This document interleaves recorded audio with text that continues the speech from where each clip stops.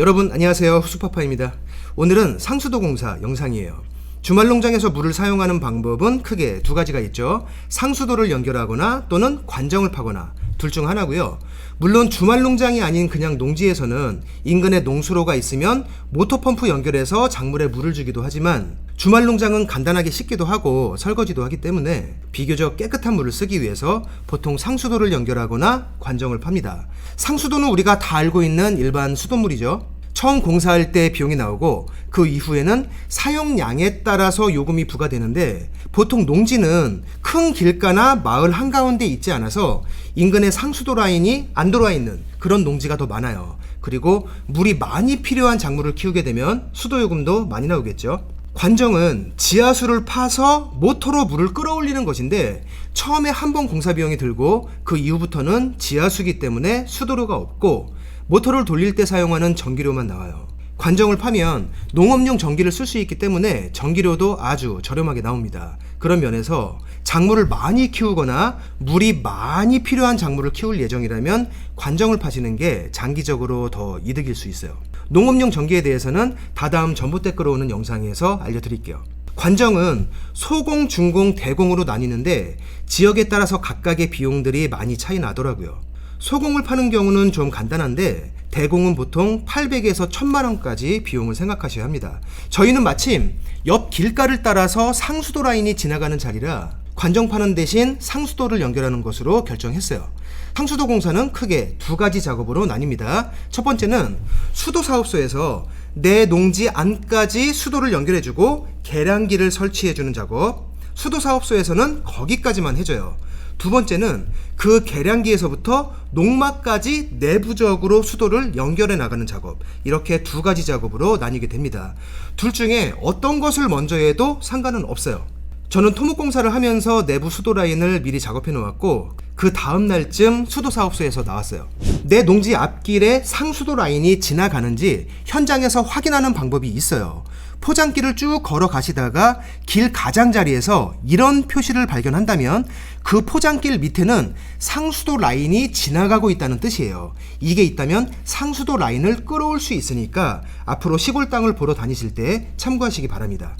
제가 구입한 농지는 옆에 있는 큰 길을 따라서 상수도 라인이 있어요. 원래는 없었는데 작년에 마을로 진입하는 상수도 공사를 했다고 해요. 운이 좋았죠.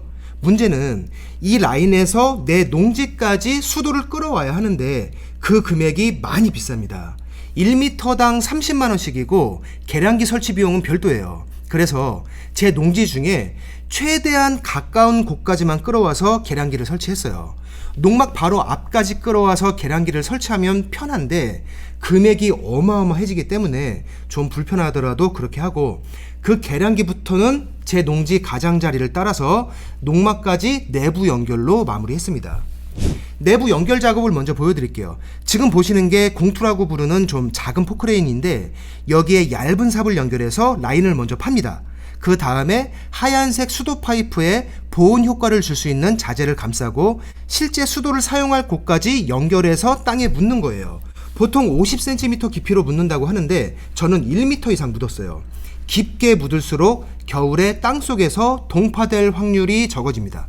그 다음날 수도사업소에서 나왔어요. 길을 먼저 잘라낸 다음에 안에 있는 골재를 드러내면 마을을 가로질러 가고 있는 수도관이 보여요. 거기서 미리 정해놓은 토지 입구까지 끌어오고요.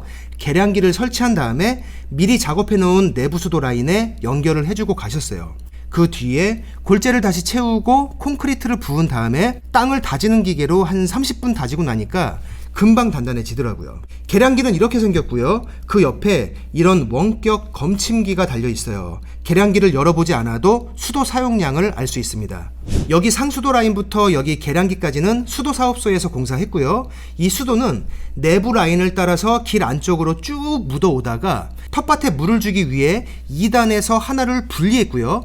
다시 3단까지 올라가서 농막자리 옆에서 다시 2개로 나눴어요. 하나는 농막 안으로 들어가서 화장실과 싱크대로 연결되고 하나는 농막 옆에 수도가를 설치할 예정이에요. 중간중간 보시면 수도가 분리되는 곳에 이렇게 파이프가 묻혀 있어요. 이건 수도 라인이 분리된 부분에 레버를 달아놓고 그 레버가 흙에 묻히지 않게 하기 위해서 파이프를 꽂은 채로 흙을 덮은 거예요. 이렇게 해놓으면 유사시에 긴 막대를 이용해서 땅속에 있는 각각의 레버들을 잠글 수도 있는데, 이유는 혹시라도 땅속에서 파이프가 파손되고 누수가 생겼을 때 누수 부분이 어디인지 파악하기 쉽고요. 누수가 있을 경우에 임시로 그쪽 라인만 잠궈 놓으면 다른 쪽 라인은 이상 없이 사용할 수도 있어서 이런 장치를 해놓은 것이에요. 주의할 것은 주차할 때나 애들이 장난칠 때 이 파이프가 부서질 수 있어요. 반드시 뭔가로 막아 놓아야 합니다. 이건 꼭 설치해야 하는 건 아니지만 유사시에 필요한 장치이기도 하니까 수도 연결하실 분은 장단점을 잘 판단해 보세요. 선택사항입니다. 수도 신청은 해당 지역 수도사업소에서 신청했고요. 다음날 현장 조사를 나와서 계량기 위치를 확인하고 거리를 측정해서 가견적을 냈습니다. 최종 금액은 이틀쯤 후에 문자로 왔는데 저는 계량기 포함해서 440만원 정도 나왔어요. 내부 라인 연결하는 것은 개별적으로 해야 하기 때문에 별도입니다. 입금을 하고 나서 실제 공사까지는 열흘 정도 걸렸던 것 같아요. 저는 토목공사를 하면서 내부 수도 라인을 같이 공사했기 때문에 딱 내부 라인 비용만 따로 계산하기는 어렵지만, 만약에 여러분이 개별적으로 하신다면 작은 포크레인 한 반나절 30만원 정도 하고요. 자재비는 많이 나오지 않습니다. 다만 인부가 최소 2명 정도는 필요하기 때문에 본인이 함께 좀 도와준다는 전제 하에서 100만원 정도 나오지 않을까 하고요. 이건 현장 난이도나 길이에 따라서 더 올라갈 수 있어요. 수도 라인을 여러 갈래로 뺀다면 자재값이 더 나올 수 있고요. 농막 안으로 인입하는 공사를 설비업체에 맡긴다면 25에서 30만원 정도 추가될 수 있습니다. 다음에는 농지에 정화조 설치한 영상이 되겠네요. 이 정화조 때문에 저도 상당히 고민이 많았는데 어쨌건 설치가 끝났어요. 다음 영상에서 계속 뵙겠습니다. 고맙습니다.